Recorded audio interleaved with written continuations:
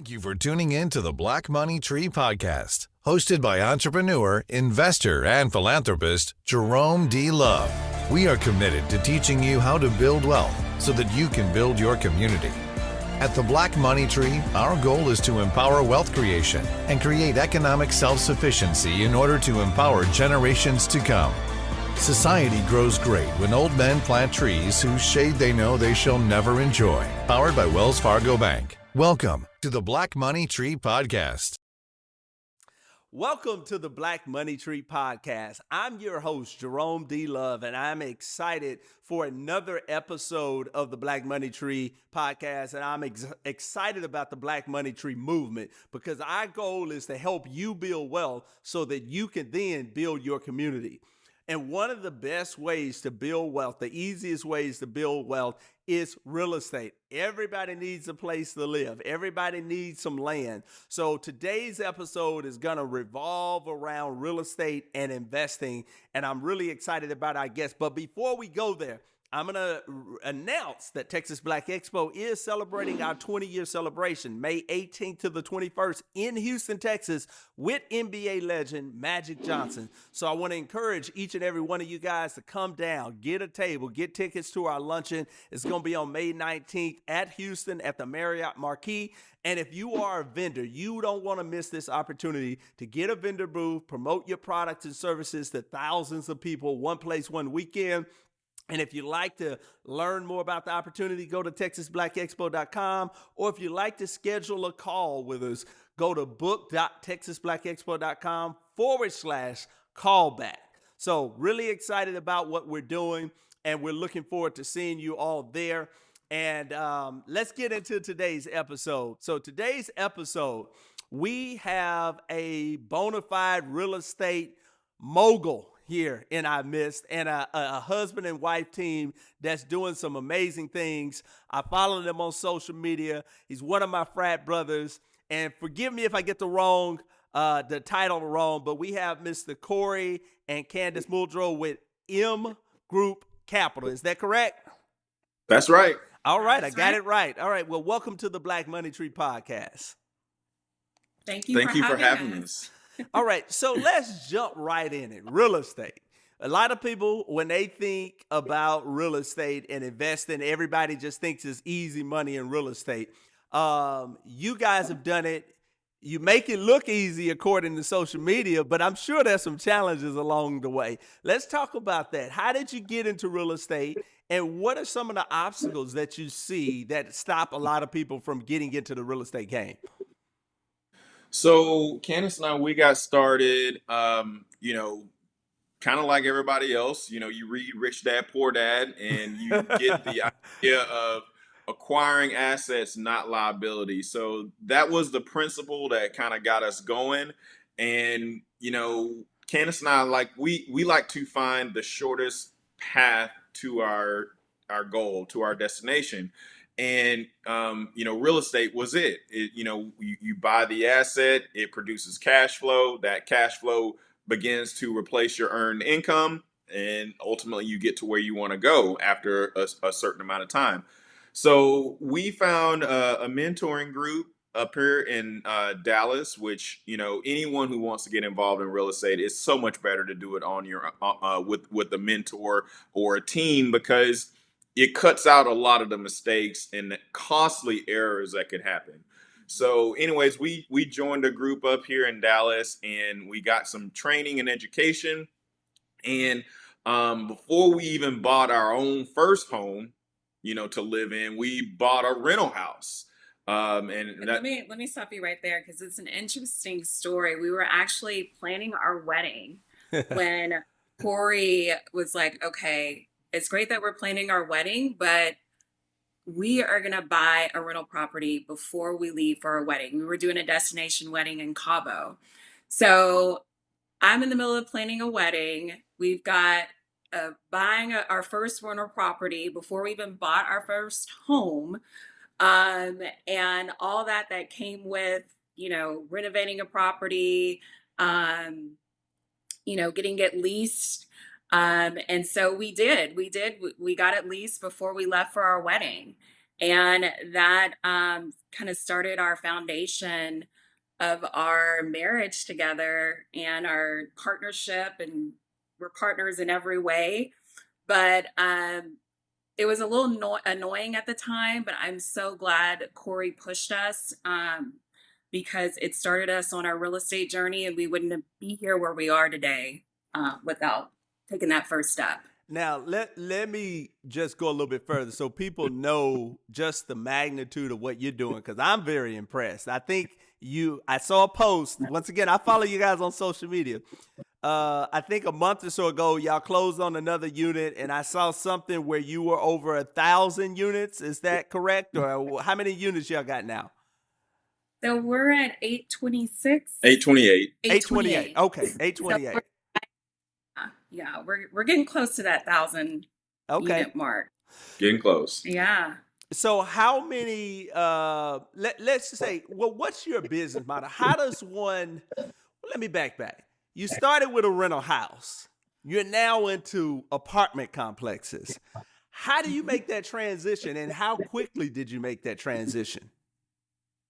So we started with single family in 2015, and we bought one of those. And like Candace was saying, it was right before we got married, and we started cash flowing immediately. It worked out real good. So we're like, all right, let's do it again. It's working. So we bought a couple more single family homes, and we kept going. And then we found out about multifamily, and we started investing as limited partners in multifamily.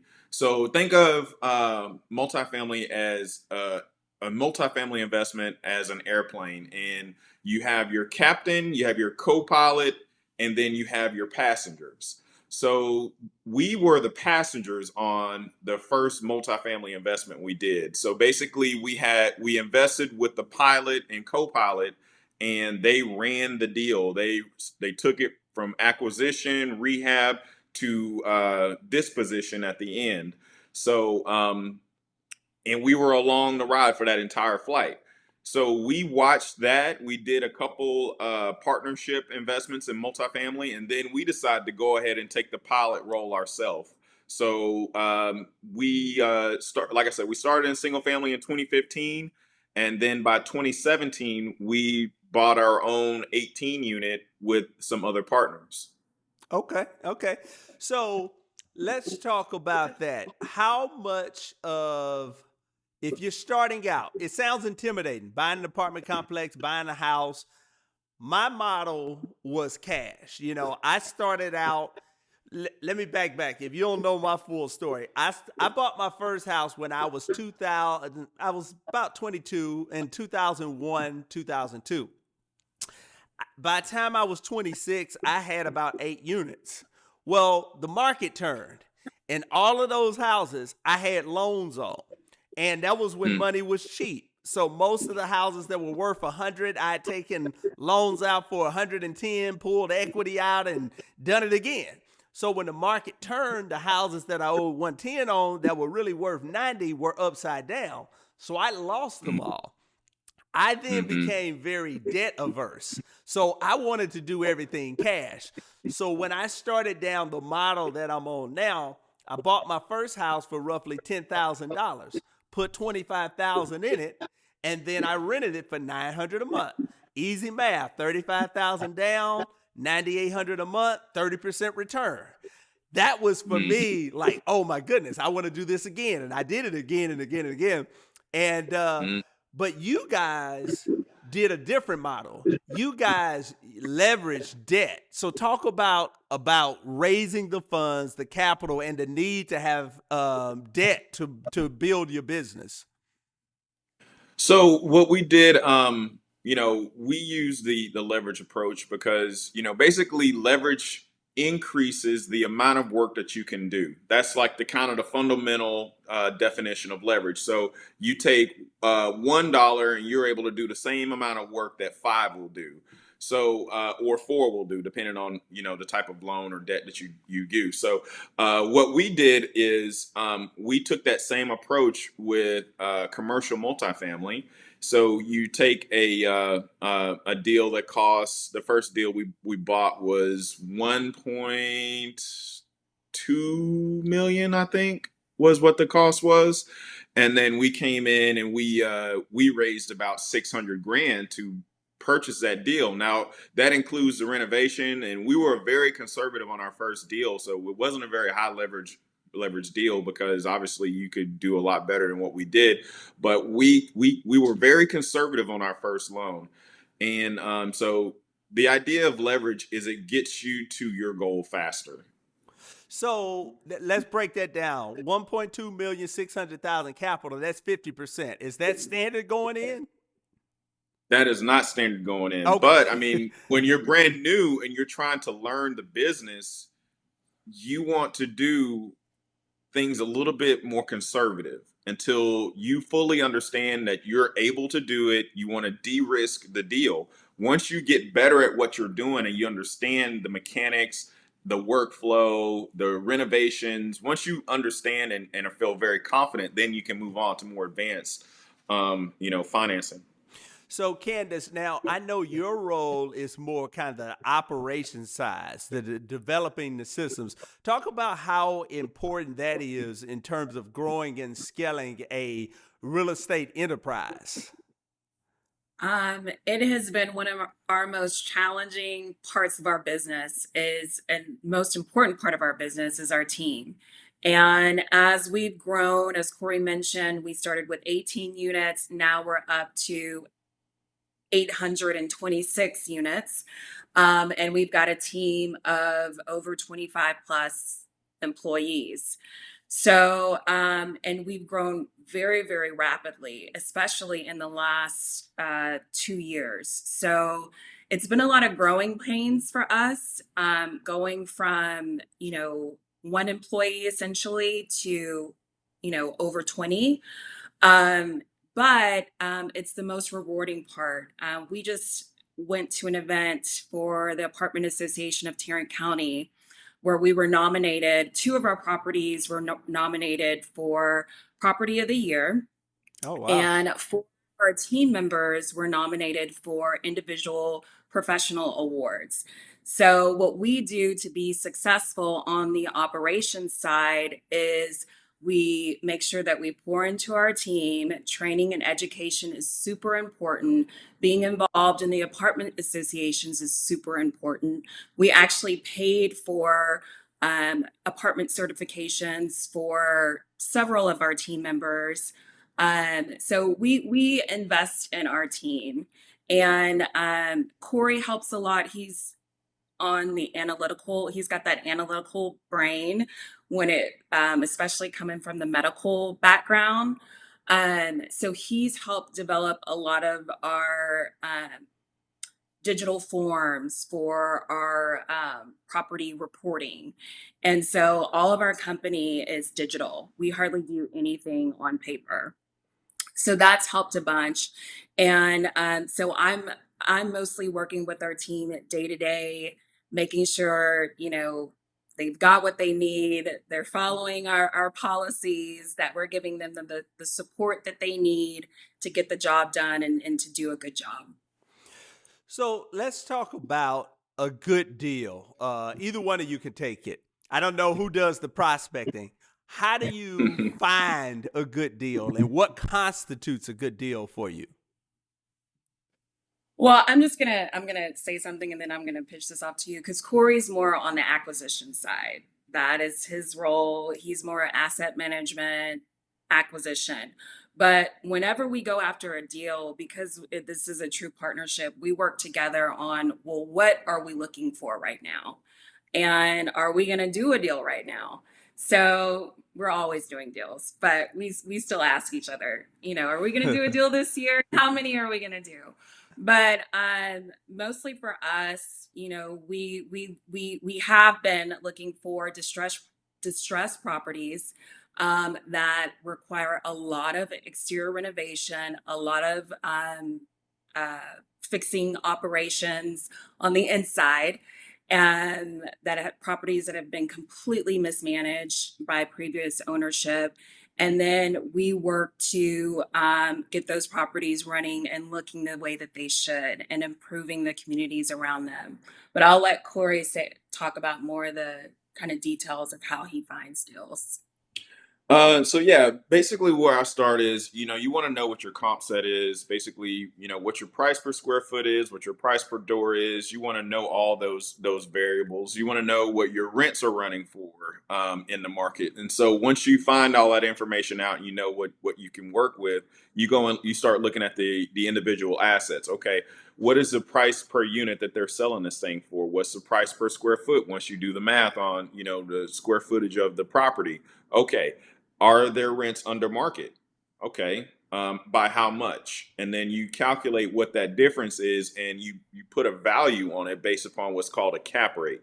And you calculate what that difference is and what the potential upside could be once you get the property running the way it should be running. So is your business model, from what I've learned, there's a couple ways to make money in the multifamily game. My goal has always been cash flow. Now, the reason for that is just because I've been an entrepreneur since I was 19 years old. I never really had that steady income or the quote unquote good job like a lot of other people. So while I'm out trying to build businesses, I needed to have a stable income. But a lot of people will flip.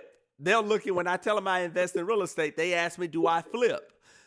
In multifamily, from my understanding, there you can get, I'm going to put it in my language. You find a distressed asset that's underperforming. You invest in it a certain amount of capital that's going to increase the exterior appeal, enhance the systems, which will then increase the rent, which then increases the value. Do you then flip them? Or do you just continue to cash flow them? Or what's your motto? It depends on the asset, and really, it's kind of like your children, right? Yeah. This is a bad analogy, but is this your problem child or is your angel child? Yeah. If it's your angel child, then you're gonna cash flow. If it's your problem child, well, that I don't know if that's a good analogy, but exactly our properties. But also, you can have your plan at the beginning. You have your business plan whenever you go after a deal. However, sometimes you have to shift and pivot based upon the economic factors. Where we are right now, we really didn't expect to be in the economy maybe a year or 2 years ago. So in some of our current deals, we've had to shift. So maybe we've had a deal, or we do have a deal that we were planning to more so flip, maybe keep for a couple years or less. But because of what's going on in the market, we've decided to hold that one a little longer than we would have originally planned. So that's another thing in real estate. As long as you're capitalized to be able to hold on to a property, if there is a shift in the economy, you're still going to win. So it's very forgiving, whether you're in single family or multifamily. You just have to be able to ride the wave. Yeah. What I always tell people is the only reason I would sell an asset that's performing is to get another asset that's performing at a greater level, So if I have a house that's making me 20% per year, why would I sell it? The only reason I would is if I'm going to get another asset that's making me 22, 25, and I need the capital for that. So yes, that's the same philosophy we have. Yeah. Awesome. And I'll tell you, I've never sold a house yet. I keep all mine. I recently just acquired some debt on them, bought another one, bought a couple lots, about to do a couple duplexes. When I initially did it, the goal was to scale up and start doing some more multifamily. I've done some syndication deals on some multifamily type stuff, but not personally. So talk about the family dynamic of it. You guys, y'all look like the all-American couple, and y'all are working together as a team. How do you marry the two, the business and then Y'all have a newborn. Where do you see this going from a legacy standpoint, a generational wealth? How cognizant are you of those things? What can I say that? Well, we think about it every day, and that's what drives us. You know, it is extremely rewarding to be at a place in life where Corey and I, our desks are literally right next to each other. And you know, we go to work, we come to our home office. Our son is with the nanny and in the living areas of our home. And, you know, when we want to get a hug from him, we step outside our office and get a hug from him. And it's been a process, kind of as you said at the beginning. It may look like this has been easy, but it's been, we've had challenges, we've had ups and downs. But having each other gives us the confidence to keep going, because we do have each other. And so yeah, it's been a fun ride. And you got to know when to turn it off. You know, that's the challenge when you're a hardcore grinder, hustler, blah blah blah blah blah. That's not the way to live. You have to turn it off, and you have to get in the moment with your family. I'm glad you're saying that. That's funny. That's funny. Mine, Corey. Okay. My wife has been very involved in my business as well. She's done my property management. She does all of that stuff. So I couldn't do anything without her.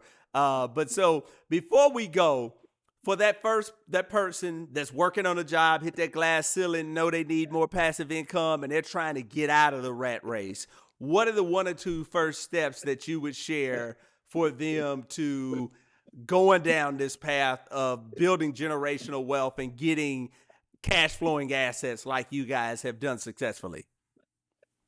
The first thing I would recommend is find someone that you can talk to that's done what it is that you want to do. You shouldn't ever try to do anything on your own. That's a sure way to run into problems and have issues. So find someone who's done it before. And if you can't find an individual to do it, join a mentorship group. Yeah. You may, that's, that has a good reputation, that people that have been involved and have done well. And, it may seem expensive. It may seem like, I don't know, what you're looking at. But for us, when we joined, it was pretty pricey. The mentorship and education group we joined, but we looked at it as an investment in education, just like we paid for our college education. Why not spend, this money on educating ourselves on the way to do real estate and have someone to support us and a mentor to get us through to where we want to go. And that has jetpacked us tremendously. You probably cut 15 years off what it would have taken, someone trying to do it on their own. No, I think that's great information, and it's certainly what I always recommend is getting a mentor. Well, our time is up. It has been a pleasure having you on the Black Money Tree podcast. Did you want to share any closing thoughts, any social media handles, tags where people can follow you, find out more information? Sure. Feel free to reach out to us at mgroupcapital.com. It's got, social media stuff and all that kind of stuff on there. It's got our contact information. Feel free to reach out with any questions. Jerome, thanks for having us here. We appreciate it, Fred. We look forward to a wonderful event with you guys at the Black Expo. Yes. Thank you for having us. Awesome. Well, we look forward to having you as well. And thank all of you for tuning in to the Black Money Tree podcast. And make sure to mark your calendars, May 18th through the 21st, Texas Black Expo's 20-year celebration with NBA legend Magic Johnson.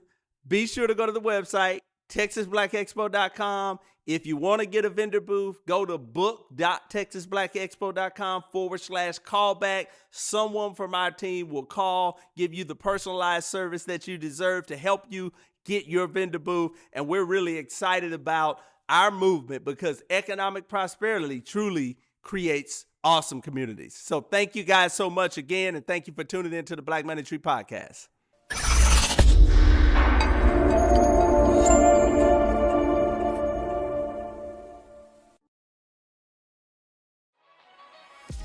Thank you so much for tuning in to the Black Money Tree Podcast. Don't forget to like and share this video. And if you want more content like this, follow us on Instagram, Facebook, and Twitter. We'll see you next time.